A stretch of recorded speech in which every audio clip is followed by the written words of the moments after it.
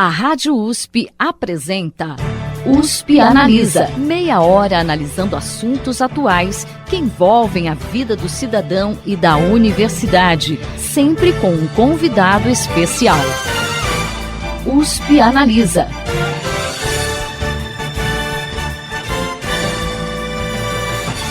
O acesso à cultura tem impacto em diversas áreas da vida de um cidadão e é tão importante que está garantido pela Constituição brasileira. Apesar disso, o meio artístico e cultural tem sido alvo constante de críticas por alguns setores da sociedade e até mesmo pelo próprio governo, principalmente quando o tema é o financiamento público de projetos culturais. Para que você, ouvinte, entenda melhor a importância da cultura em nosso dia a dia e também como funciona o financiamento desses projetos culturais, o USP Analisa vai discutir esse tema em 2 programas, com a participação do professor da Faculdade de Economia, Administração e Contabilidade de Ribeirão Preto da USP e também presidente do Conselho Municipal de Cultura de Ribeirão Preto, João Luiz Passador, e da coordenadora de projetos na Associação Pro Esporte e Cultura, Mariana Souza. Sejam bem-vindos à USP Analisa. Nós que agradecemos o convite. Por que o incentivo a projetos culturais é importante, pensando no contexto da sociedade, e que retornos ele traz para o cidadão? Essa de fato é uma longa conversa. Não é? Existe uma tendência já meio antiga, né, de achar que o que é importante é aquilo que é tangível, o que é mensurável economicamente. Né? Então, eu tive aqui um relacionamento razoavelmente longo com um professor da Universidade de Rotterdam, chamado Ario Klammer, um especialista na área de economia da cultura, e ele fazia um exercício bastante interessante. Ele dizia assim, olha, pense na diferença entre house e home, é a diferença entre casa e lar. Casa é aquilo que você consegue medir, quantidade de tijolos, cimento, ferragens, madeiras. Todavia, quer dizer, uma casa física acaba incorporando coisas que vão além dessa tangibilidade física, que é o lar. Então, ali onde você convive com a família, que você reúne suas memórias, né, que você compartilha as suas amizades. Então, quando você decide vender uma casa, né, não está mensurado ali só o valor, que é o valor dos materiais e do esforço de construção da casa, mas alguns valores difíceis de você mensurar em unidades monetárias. Então, é mais ou menos essa a ideia. O valor da cultura, e as pessoas cada vez dão mais valor a isso, porque a gente chegou num nível de desenvolvimento econômico, pelo menos nas economias centrais, em que essa satisfação das necessidades fisiológicas imediatas estão atendidas. Então as pessoas agora começam a destinar parte da sua riqueza para consumir coisas que vão além. Né? E esse é o universo, obviamente, da cultura, esse é o universo das artes. Então, essa é uma discussão importante hoje, mas o quanto as pessoas estão decididas a destinar parte da sua riqueza individual para consumo, por exemplo, de cinema, de teatro, de dança, de literatura e assim por diante. E aí se percebeu que essa passa a ser, de fato, uma indústria importante, não só do ponto de vista econômico, né? Então, quando você monta uma peça de teatro, você movimenta uma rede de atividades econômicas, né? Você tem deslocamento, você tem hospedagem, tem restaurante, tem profissionais de todas as origens, eletricistas, encanadores, pintores, confecções, é um fenômeno de multiplicador. Mas também, isso é importante destacar, que quem trabalha com política dos negócios no setor público também percebe que há ganhos de difícil tangibilidade e mensuração, como, por exemplo, identidade cultural, nacional, ou por exemplo, exercícios da cidadania e construção dos sujeitos como sujeitos de direitos. A cultura é importante elemento nesse sentido. Queria dizer que nunca mais me esqueci de uma importante frase quando o professor José Arthur Gianotti, que é professor da USP, do FEFELESH, o filósofo, ele ocupou a cadeira do Ministério da Educação.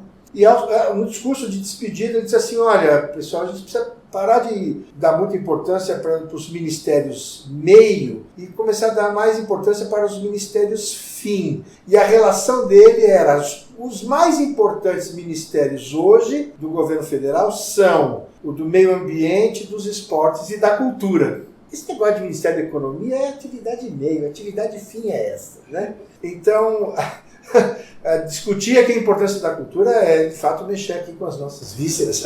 Nós vivemos disso.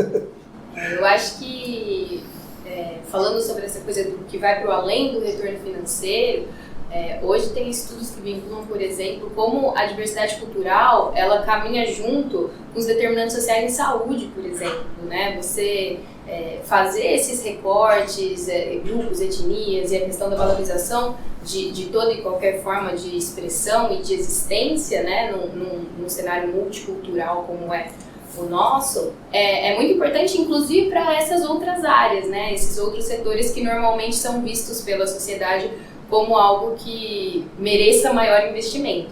Para aprofundar isso que o João vinha falando sobre a movimentação da cadeia da economia criativa, no ano passado, 2018, o Ministério da Cultura encomendou um estudo com a FGV, e a ideia era avaliar o impacto econômico da Lei Rouanet em seus 27 anos de existência. Então, desde 93, quando a lei vira, né, Lei Rouanet, que em 91 era a Lei Sarney, e aí desde então até 2018, o que movimentou e se de fato a lei tira dinheiro dos cofres públicos, né, no sentido de tipo assim, não vamos valorizar o aspecto intangível da cultura e vamos só ver se isso está onerando o Estado. E na verdade não, né, e aí vê-se que há sim um impacto positivo. Então, são 68 as atividades econômicas que vão do transporte, ao turismo, setor alimentício, finanças, que estão vinculados com isso. E para cada R$1 investido via Lei Rouanet, existe um retorno de 1,59. Então, 59% de retorno financeiro. É alto o payback da Lei Rouanet, dos projetos culturais incentivados com frutos de incentivo fiscal. Então, a lei gerou 31 bilhões em renúncia fiscal, e esses 31 bilhões não só retornaram à economia, mas também foram gerados mais 18,56 bilhões. Então, o total impacto econômico da Lei Rouanet, desde que ela existe, é de quase 50 bilhões de reais. Um dinheiro que faz muita diferença nos cofres públicos, Com certeza. E o incentivo a projetos culturais poderia ter impactos positivos na própria compreensão da democracia pelos cidadãos? Certamente. O investimento na área cultural forma conjunto de repertórios para o indivíduo se entender quem é em relação ao seu estoque de heranças históricas e, obviamente, a capacidade de projetar o seu futuro.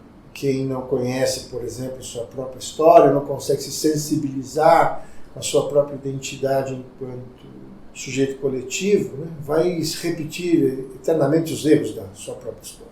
Segundo, o que nos diferencia das outras espécies, né, é que nós somos uma coletividade baseada em relações éticas. Isto é, nós estabelecemos pactos entre nós sobre o que é certo, o que é errado, o que deve se fazer, o que não deve se fazer.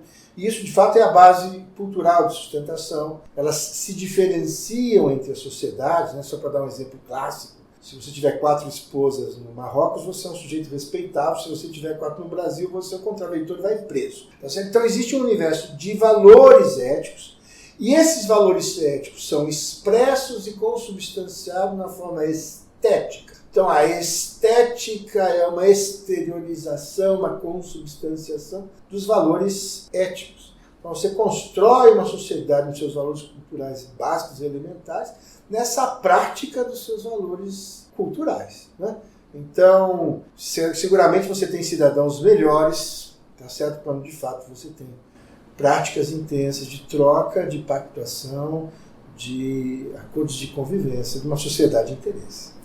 Eu acho que, para complementar isso, né, indo mais assim, especificamente na sua pergunta, por que o incentivo a projetos? Por que o investimento em projetos, né? Porque para além do, vamos dizer assim, óbvio, pelo menos para nós, de que deve haver investimento público no setor cultural, por que fazer isso via projetos e não o próprio governo definindo o que deve ou não ser executado nessa seara cultural?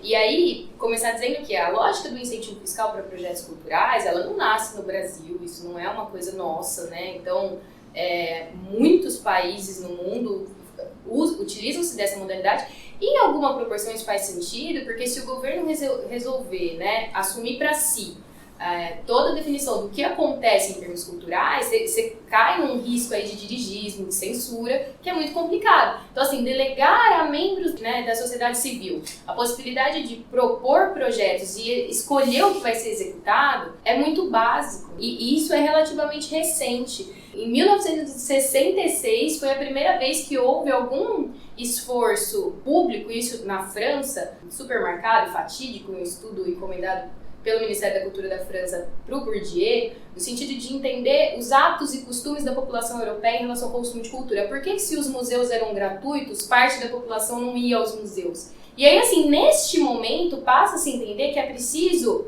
consultar o público para entender que tipo de política cultural a gente vai fazer.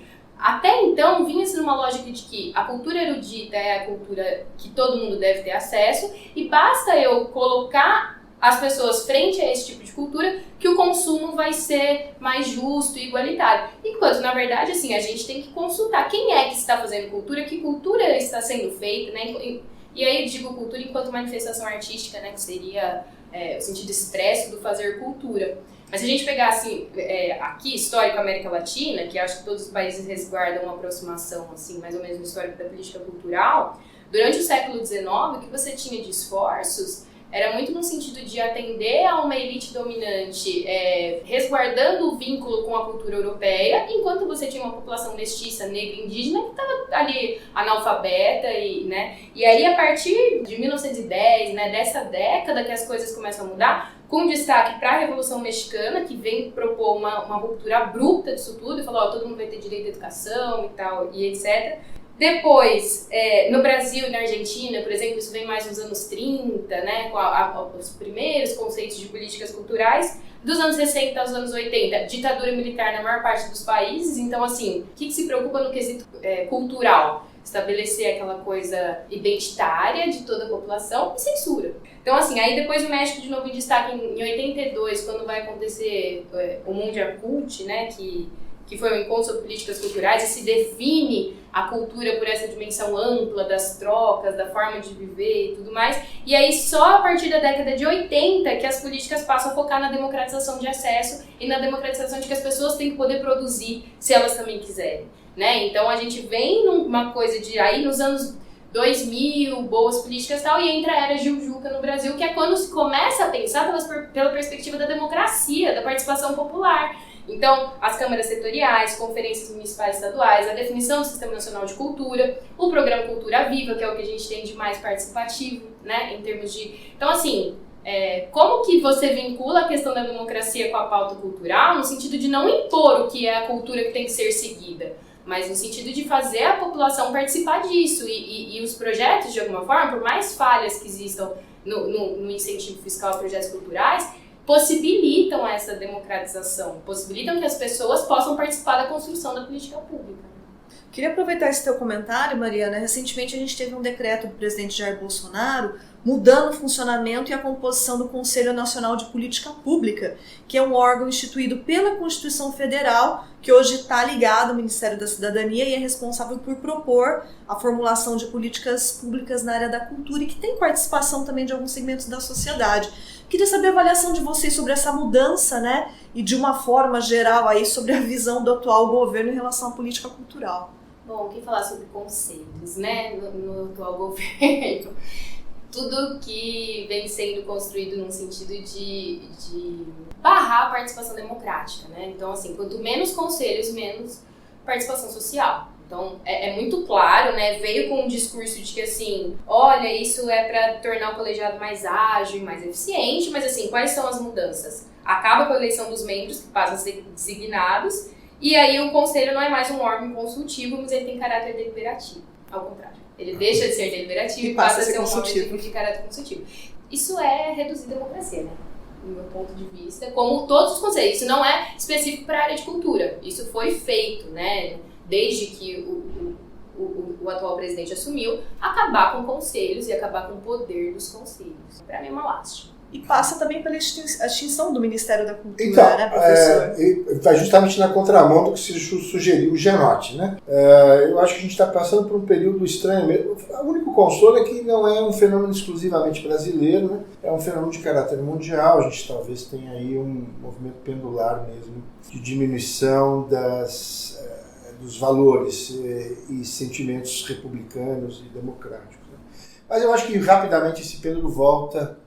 A gente não demora muito, a gente volta de novo, né, a balançar para o outro lado, talvez até com mais intensidade, porque vai se perceber os equívocos, né, e as perdas que você tem em relação a isso. Então, por mais que você tenha dificuldades e idiosincrasias na condução, né, da democracia, que é o pior dos regimes, exceto os outros, né? Isso é uma frase antiga, né? Quer dizer, temos dificuldades na gestão, a participação gera, em geral, muito conflito, muitos desafetos, mas ainda assim é muito melhor do que você achar que tem alguém que tenha a verdade definitiva e eterna, né? sobre as coisas. O mundo caminha, de fato, nos caminhos do caos, não que o caos seja uma desordem, mas é uma outra ordem do que essa da previsibilidade cartesiana, especialmente no mundo da arte, que se pressupõe liberdade, criatividade, dimensões que não escapam dessa tentativa sempre muito tentadora do controle, que passa pelas questões de censura, passa pelas questões de dizer quem é que vai dizer o que é belo, o que não é, o que merece ser reproduzido. Não, isso a gente está vivendo cotidianamente. Tivemos até um caso recente sobre a tentativa de sequestrar livros, tá certo, no Rio de Janeiro, e não faz isso menor. Aliás, acabou produzindo um efeito contrário, que se vendeu rapidamente toda a edição que estava lá à disposição. Mas a esperança é essa, né? Que a gente não, que é assim, que seja mais um ciclo de aprendizagem e que as pessoas voltem a valorizar com mais intensidade os valores democráticos nas relações, na construção de uma sociedade como é a nossa. E recentemente também a gente teve outra polêmica envolvendo declarações do presidente de integrantes do governo federal que atingiu a Agência Nacional do Cinema, Ancine. Queria saber de vocês já comentaram um pouquinho, mas de uma forma mais geral, qual que é a importância do setor audiovisual para a cultura e economia do país e que consequências uma interferência do governo na Ancine podem gerar no longo prazo? Olha, acho que o mundo inteiro se organiza para, de certa forma, resistir à avalanche da indústria cinematográfica norte-americana, que de fato é de uma competência. Mas para que o mundo não se torne uma homogeneidade, vamos dizer assim, chata, né? Quer dizer, ou que se destrua, né? O que de fato está acontecendo. Tem língua sumindo, você tem manifestações culturais. Eu acho que a Ancine foi um projeto ainda é, na verdade, um projeto interessante, que veio substituir a Embrafilme, que tinha uma visão meio de domínio do Estado sobre a produção artística. Então a gente teve uma época em que, assim, manifestações culturais a permissividade era seletiva. Então o que a Embrafilme financiava? Pornochanchada. Então o Brasil, durante 25 anos, financiou pornochanchada. Então, assim, como se, na verdade, o sexo fosse uma coisa permitida, mas conversa política não era permitida, né? Então, eu acho que a Ancine veio, junto com a Lei Rouanet, especificamente sobre o audiovisual, teve uma importância significativa. Eu reputo, isso até é uma experiência pessoal. Para mim, o renascimento do cinema brasileiro se dá com a Carlota Joaquim, né, da Carla Camurati. Isso foi em 95. Aí você tem em 99, só para fazer alguns marcadores, né? Você tem a Central do Brasil, que é um filme premiadíssimo, né? Foi inclusive ao Oscar, né? Exatamente. E aí, quando você entra nos anos 2000, que já com um cenário um pouco mais favorável, aí você começa a ter alguns filmes que são campeões de bilheteria. Acho que dos filmes brasileiros, o que teve maior arrecadação histórica até hoje foi o Tropa de Elite 2. Também filme reconhecido internacionalmente premiado. Todavia, quando você pega a massa consolidada de dados, né, entre aquilo que você faz como renúncia fiscal, como você faz financiamento público direto, versus o total de arrecadação via bilheterias, as coisas meio que empatam, né? Então, exclusivamente sobre a ótica econômica, a Ancine não é de fato uma usina de dinheiro. E, na verdade, ela não está aí para ser isso mesmo. Os resultados não são esses. Quer dizer, até a gente fica feliz que ela empate um pouco, né, entre filmes bem-sucedidos comercialmente e outros nem tanto. Na média, você consegue ter uma agência que... E aí você tem algumas coisas distorcidas também. O Tropa de Elite, na verdade, não é o campeão de bilheteria são os 10 mandamentos. Então, mas é um fenômeno curioso, porque você tem aí também uma estratégia mercadológica ligada às igrejas evangélicas. Hoje faz uso dos mecanismos de incentivo fiscal para financiar as obras, e o FSA, o Fundo Setorial do Audiovisual, ele se compõe pela arrecadação do Condecine, que é algo que incide apenas para as indústrias do setor audiovisual. Isso é brilhante, né? É brilhante no sentido de que é sustentável. Quem paga o imposto ajuda a gerir quem está ali também fazendo algo assim. Então não tem um peso, um impacto para o resto da, né? Como as pessoas falam, por exemplo, da Lei Rouanet, nossa, muito melhor seria reduzir a tributação para o empresário e aí não precisar, porque ele não é obrigado a investir em cultura ou não, né? Mas assim, quando você tem o próprio setor sustentando a atividade do próprio setor, você tem algo que faz muito sentido também economicamente falando. O artigo 220 da Constituição proíbe toda e qualquer censura de natureza política, ideológica e artística. Porém, o que a gente está vendo cada vez mais é a tentativa por parte do próprio governo de instituir filtros ideológicos ao financiamento público da produção artística nacional, como foi o caso recente da suspensão de um edital de projetos LGBTs para TVs públicas. O que a gente pode esperar desse cenário para um futuro próximo, na análise de vocês? Bom, eu acho que é um fenômeno pontual e isso não vai se... Talvez aqui seja mais até uma esperança. Mas não faz o menor sentido. Né? Para pegar especificamente o caso do LGBT, a sociedade precisa entender, tá certo, que o homossexualismo faz parte de projeto de humanidade. Você sempre vai ter uma porcentagem, alguns que estudam, de 10% a 15% da população ao longo da existência da humanidade, tá certo, sempre teve uma situação transgêneros, né? O que não significa que essas pessoas não mereçam ser pessoas, cidadãs, exercer seus direitos, né, ter obrigações. Então não faz muito... Em determinadas sociedades é o contrário, né, certas famílias que têm... pessoas transgêneros, é como se fosse uma bênção, porque tem algumas tribos na Polinésia, porque aquele sujeito que não é nenhum nem outro, não vai casar, mas vai ficar em casa, cuidar dos pais, e aí assim é prestigiado e festejado. Então é uma coisa muito sem sentido você querer fixar uma indisposição, né, e não ter esse olhar de que a sociedade também tem um universo de possibilidades de convivência. Então, eu acho que é um fenômeno pontual, né? A gente vai rever isso. Eu desafio qualquer pessoa no mundo a dizer que não tem ninguém na sua família, ou algum próximo, alguém no seu bairro, na sua vizinhança, que não seja da categoria LGBT. É um obscurantismo, é um retrocesso. E não só isso, mas qualquer outra discussão, né? Quer dizer, a Constituição não pode ser ofendida nesse sentido. E, obviamente, que as instituições precisam ser preservadas para corrigir, tá certo, ações ou tentações nesse sentido. Eu acho que o Brasil vai conseguir sobreviver, suas instituições vão conseguir manter em pé, tá certo, seus princípios constitucionais basilares vigentes. Bom, acho que nessa pergunta sua, me abrem dois caminhos de resposta. Assim, primeiro, sobre a questão LGBT e segundo, sobre a questão da censura. Em relação à pauta LGBT, até o João já falou, e também acho que não é algo pontual para a área da cultura, então teve esse edital. Também uma das mudanças lá do Conselho Nacional de Políticas Culturais também foi tirar a cadeira, que existia uma cadeira nesse sentido, né, para ser ocupado pelo público LGBT. E assim, é um movimento e esse governo já deixou muito claro desde a época da campanha que era isso que ia ser feito. Então acho que a gente tem que se unir para tentar combater isso da forma como for possível, mas a gente tem que esperar. Eu não tenho assim expectativas muito positivas até que esse mandato termine, de que as coisas sejam muito diferentes do que isso que ele vem fazendo. Mesma coisa em relação à censura, que também me preocupa, né? Então, por exemplo, a gente falou aqui da Ancine, mas a gente não falou da Funarte, que talvez seja ainda mais preocupante, essa coisa da nomeação, de colocar lá uma pessoa que entra e fala, agora eu vou fazer um colegiado de atores que apoiam o atual governo, porque é esse grupo que de alguma forma vai receber benefícios de um órgão público, né? A gente está falando de censura. A gente está falando de um enviesamento, né? Isso, ideologias predominantes que devem ser, né? Os próprios cortes das universidades públicas, né? Fica muito claro um viés ideológico no sentido de que, assim, se não me apoia, não merece, né? O que é público. Então, como se fosse, assim, o meu dinheiro, quando na verdade a gente está falando de dinheiro público.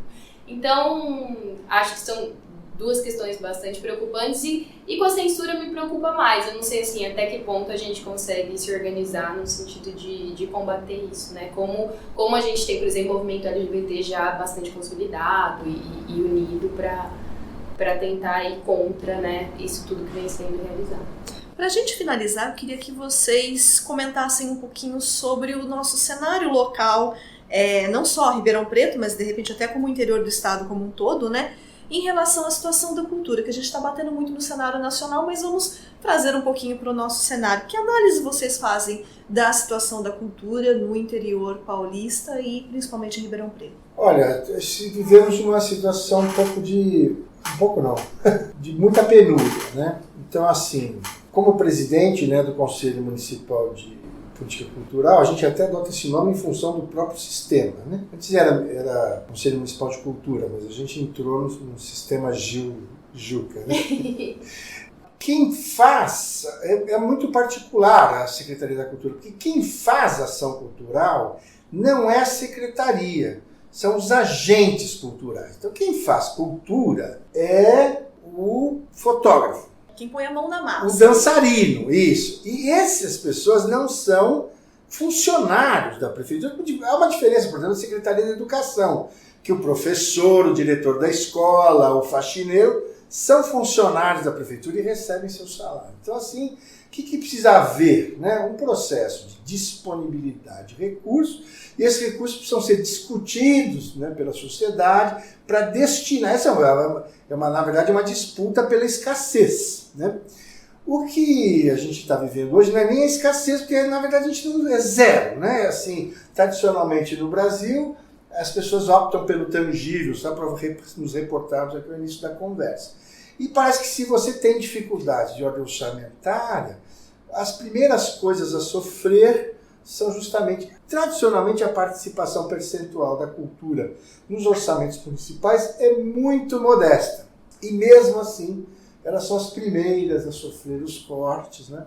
Então, o que a gente está tentando fazer, então, no caso específico de Ribeirão e também de muitos municípios que a gente tem notícia, porque aqui no G-Public a gente trabalhou com um consórcio de municípios, um consórcio intermunicipal chamado Culturando, que envolve em torno de 20 municípios que começaram a tentar fazer ações conjuntas. Uma das coisas que a gente fez foi justamente um curso de formação de agentes culturais, mas todo mundo sofre com isso, né? Com alguns municípios com mais incentivo, outros menos. Alguns têm uma certa tradição na área cultural que resistem às mudanças de governo, mas todo mundo sofre de modo geral, né? Com essa falta de recursos e com essa predileção dos governantes de se tem que cortar orçamento, a primeira coisa que ele corta é a área de cultura, porque na percepção desses governantes, do ponto de vista do impacto eleitoral, é um mercado de votos, né? O peso da cultura em termos relativos é menor do que, por exemplo, uma Secretaria de Obras Públicas ou de Saúde, por exemplo, né? O que é um equívoco. Eu acho que tem uma tradição também de vincular a pasta da cultura à educação, que poderia ser positiva, porque obviamente são setores que conversam, devem conversar entre si, e essa intersetorialidade pode ser saudável se bem trabalhada, mas o que acontece na prática especialmente em municípios de pequeno porte, nem há, né, uma secretaria específica para a pauta cultural. E aí eu me lembro de, em um desses cursos, conversar com ela era diretora de cultura dentro de uma secretaria de educação. E a gente falando, e ela pensando como conseguir financiar as atividades culturais do município, porque a dotação da pasta era uma dotação da pasta educação mais cultura. Ela falou, 90% desse recurso a gente usa com transporte escolar. Do que sobrou, esse ano a gente usou para colocar ar-condicionado nas salas da secretaria, então não tem dinheiro para cultura. Não é que assim, eu tenho um pouquinho. Não tem. Porque a dotação que vai para a pasta, primordialmente é usada com a educação, que, né, a princípio é muito mais valorizada do que a cultura. Então, existe uma estrutura também que é complicada, né? Ribeirão Preto tem aprovado como lei o Sistema Municipal de Cultura. O que está faltando para a gente está com uma grande dificuldade, porque as chicanas burocráticas são imensas, é de aprovar a regulamentação do fundo, porque aí com o fundo você passa a ter recursos. Então aí o Conselho Municipal consegue decidir para onde destinar os recursos, e quem decreta, na verdade a regulamentação do fundo se dá por decreto municipal, e quem assina o decreto é o titular do Poder Executivo. E aí não chega, enfim, aí nós só teríamos uma outra longa discussão sobre, afinal de contas, por que não. E aí é importante, porque o fundo ele prevê uma série de origens desses recursos, por exemplo, as multas que o Ministério Público aplica a determinados termos de ajustamento de conduta, e aí, assim, o promotor do Ministério Público consegue pegar essa multa e não consegue doar para a cultura, porque o fundo não está regulamentado. Mas estamos na luta como presidente do Conselho, acho que aí esse ano eu consigo tirar esse decreto, vamos ver. Assim esperamos, professor. Bom, infelizmente o nosso tempo chegou ao final. Lembrando que na próxima semana nós continuamos com essa discussão, mas aí um pouquinho mais focado no financiamento desses projetos culturais, mas também abordando o tema cultura, que é uma importante discussão que a gente tem que fazer atualmente. Então, agradeço a participação do professor da Faculdade de Economia, Administração e Contabilidade de Ribeirão Preto da USP, também presidente do Conselho Municipal de Cultura de Ribeirão Preto, João Luiz Passador, e da coordenadora de projetos na Associação Pro Esporte e Cultura, Mariana Souza. Obrigada pela participação de vocês e a gente espera vocês semana que vem aqui novamente. Até semana que vem. Obrigada. O programa de hoje fica por aqui. Até a próxima semana. Você ouviu USP Analisa, um programa da Rádio USP Ribeirão em parceria com o IEA, Instituto de Estudos Avançados, Polo Ribeirão Preto. Produção do Serviço de Comunicação Social da USP e do IEA. Coordenação, Rosimeire Talamone. Apresentação, Thaís Cardoso.